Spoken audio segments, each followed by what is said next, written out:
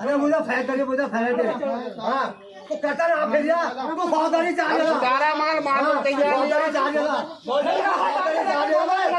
नहीं चलो आप बताओ फौजदारी का जी तू यो चाहिए था हां हां भोसड़ी का हाथ डालने का कौन धरता है हां तुम भी बिल्कुल बेइज्जती थी हां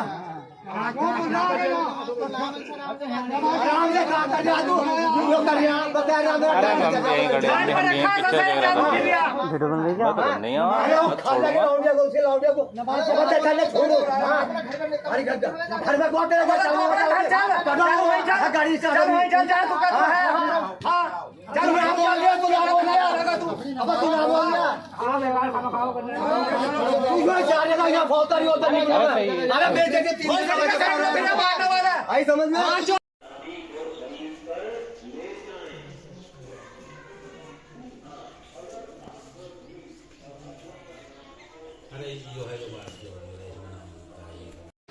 अस्सलामु अलैकुम रहमतुल्लाहि व बरकातुहू। मैं अब्दुल बासित मैं तमाम अपने उलमा से यही दरख्वास्त करना चाहता हूँ कि जो आपने वीडियो देखी है उन लोगों ने जो जुल्म कर रखा है ये आला किस्म का जुल्म है। मैं अपने उलमा इकराम से ये भी दरख्वास्त करना चाहता हूँ कि आप ये समझ रहे हों कि इतनी बड़ी बात हो गई, कोई गलती होगी, खुदा की कसम हमारी वहाँ कोई गलती नहीं है। अगर आप तहकीक करने आ जाए गांव के अंदर एक बाल बराबर भी गलती नहीं मिलेगी। मैंने 2 साल काम किया, अल्हम्दुलिल्लाह पूरी ज़िम्मेदारी से काम किया है, मस्जिद का भी काम करवाया है, अल्लाह ने करवाया है। और बच्चों के साथ किस कदर मेहनत है ये मुकीम लोग जो वहाँ रहने वाले हैं वो बखूबी जानते हैं और आसपास के उलमा भी जानते हैं किस तरह की मेहनत की है। जब मैं वहाँ गया था 2 साल पहले तो 17 बच्चे आए थे, 15-17 बच्चे पढ़ने के लिए आए थे। अल्हम्दुलिल्लाह अब 70-75 बच्चे पढ़ने आते थे। बहुत मेहनत की थी। कुछ बच्चे हिफ्ज़ में भी थे, लड़की 12-13-15 लड़की हिफ्ज़ में थी, लड़के 8-9 हिफ्ज़ में थे। कुछ बच्चों का हिफ्ज़ भी पूरा होने वाला था, 1 के 2 पारे 1 के 1.5 पारा ऐसे बाकी था। और बच्चों के किसी के 17 किसी के 10 ऐसे पार हो चुके थे। लेकिन इन लोगों ने बस यही चुप गया कि इसने ये काम क्यों करवाया है। कुछ पल्ली तरफ से बतला नहीं सकता कि कितना दुखों से गुजरा हूँ। ये सब कुछ करने के बाद कितना दुख हुआ है। बस इनको कुछ भी कर लीजिए, इस कौम को आप खून पिला दीजिए, आपको गालियाँ मिलेगी। जैसे आपने इस वीडियो के अंदर देखा है किस तरह बदतमीज़ी उन्होंने की है। बस अस्सलामु अलैकुम रहमतुल्लाह।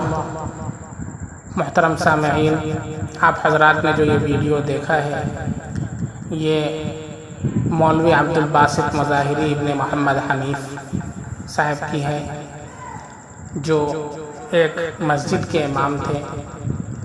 ज़िला बिजनौर के एक इलाक़े की मस्जिद है, मौज़ा मुबारकपुर पड़ता है और उसका नाम मदनी मस्जिद है। उसमें ये इमामत के लिए तकरीबन 2 साल पहले मुंतखब हुए थे। सब कुछ ठीक ठाक चल रहा था, लेकिन ख़ुद जो इमाम साहब हैं انہوں نے ایک خط تحریر کیا ہے، میں ان کا خط آپ کو سنا دیتا ہوں، اس خط کو آپ سن لیں۔ اس سلسلے میں تمام شکوک و شبہات آپ کے رفع ہو جائیں گے کہ ایسا کیوں ہوا، ان کے ساتھ مار پیٹ کیوں کی گئی، ان کو کیوں نکالا گیا، اس کے پیچھے کیا وجوہات ہیں۔ محترم و مکرم ضلع بجنور کے علماء کرام و امام صاحبان، السلام علیکم ورحمۃ اللہ وبرکاتہ۔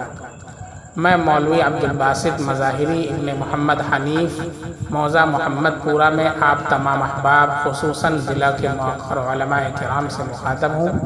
میں اب سے تقریباً 2 سال قبل موضع مبارک پور خوشاعرف خوشیاکی مدنی مسجد میں امامت کے لیے منتخب ہوا۔ کچھ دنوں تک سب کچھ ٹھیک ٹھاک رہا، تمام مقتدی خوش تھے۔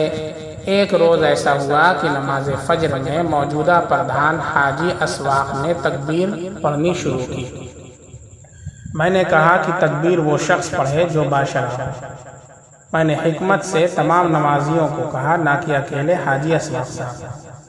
بس پھر کیا تھا، حاجی اسواق نے میرے اوپر پوری پاور دکھائی، یہاں تک کہ گالی گلوچ بھی کی اور نماز بھی پڑھنی چھوڑ دی اور مخالفت شروع کر دی گئی۔ مسجد کا متولی عتیق بیگ تو اس سے بھی بڑا غنڈا، اس نے بھی کئی بار بدتمیزی کی۔ حد تو تب ہوئی مسجد کے حساب کے رجسٹر سے ورق پھاڑ دیے اور میرے اوپر حساب کے خلط ملط کا الزام لگایا۔ سابق امام صاحب پر بھی متولی نے رسید بک کے غبن کا الزام لگایا تھا اور ان کی چھٹی کر دی تھی۔ میرے اوپر بھی کچھ اسی طرح کا الزام لگانے کی کوششیں کی۔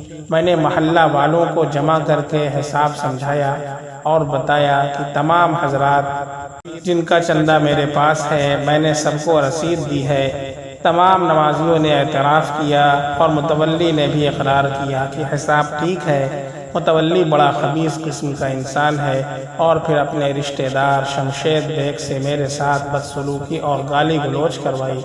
یہ ویڈیو اس بات کا ثبوت ہے۔ احباب میرے ساتھ ظلم ہوا ہے، آپ علماء اس پر غور فرمائیے اور امامت کے لیے جائیں تو سوچ سمجھ کر جائیں۔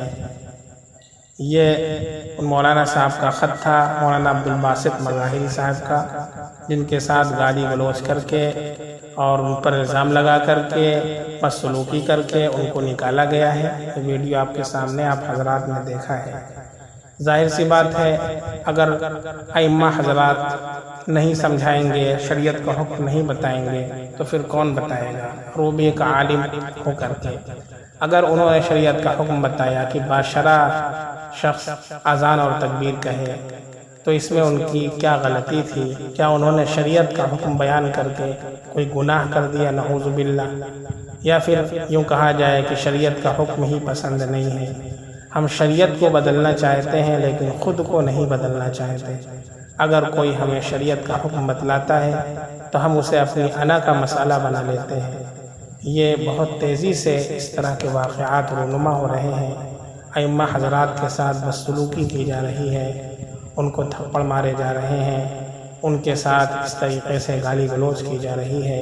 یہ ائمہ حضرات ہمارے سروں کے تاج ہیں، ان کے دلوں میں، ان کے سینوں میں اللہ کا مقدس قرآن ہے۔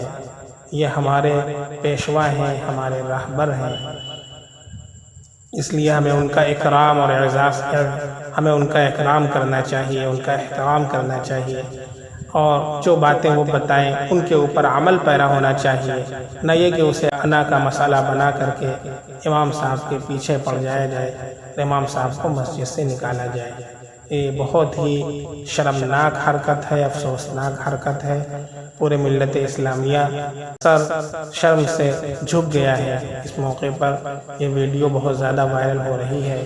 کچھ حضرات یہ نہ کہیں کہ آپ نے ویڈیو کو کیوں وائرل کیا، یہ ویڈیو پہلے سے وائرل ہے، سوشل میڈیا پر وائرل ہو چکی ہے۔ میں نے صرف آئینہ دکھایا ہے اور یہ بتایا ہے کہ یہ کتنی خبیث قسم کی حرکت ہے جو امام صاحب کے ساتھ کی گئی ہے۔ اگر یہی حال رہا تو آئندہ نہ کوئی مسجد میں نماز پڑھانے والا ملے گا اور نہ ہی کوئی امامت کے لیے تیار ہوگا۔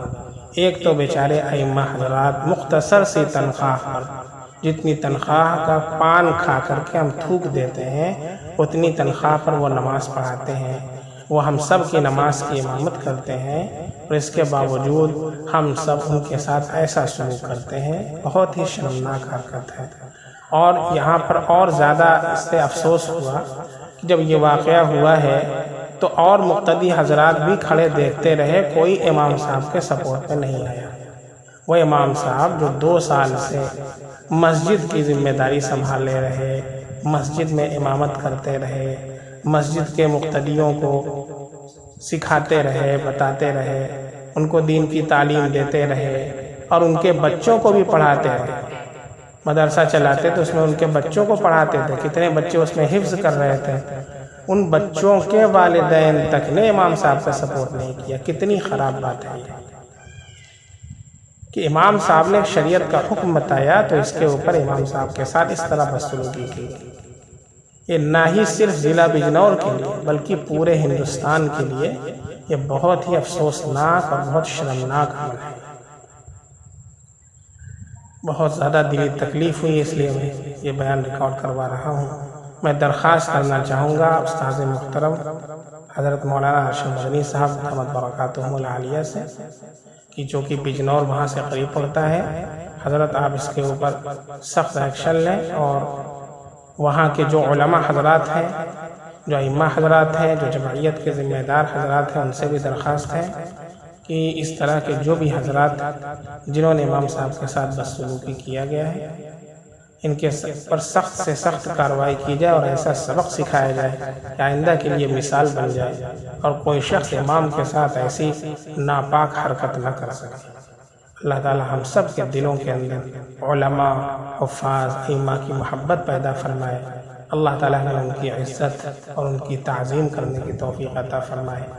اللہ تعالی تمام ائمہ حضرات کی خدمات کو اللہ قبول فرمائے۔ بہت بڑی خدمت انجام دے رہے ہیں۔ جو حضرات یہ سمجھتے ہیں کہ صرف نماز پڑھاتے ہیں، آپ 5 وقت کی نماز 1 مہینہ پڑھا دیں، ایک مہینہ 5 وقت کی نماز پڑھا دیں، اور جو تنخواہ امام صاحب کو ملتی ہے آپ لے لیں۔ آپ کو پتہ چل جائے گا کتنی بڑی ذمہ داری کا کام جو امام صاحب کرتے ہیں۔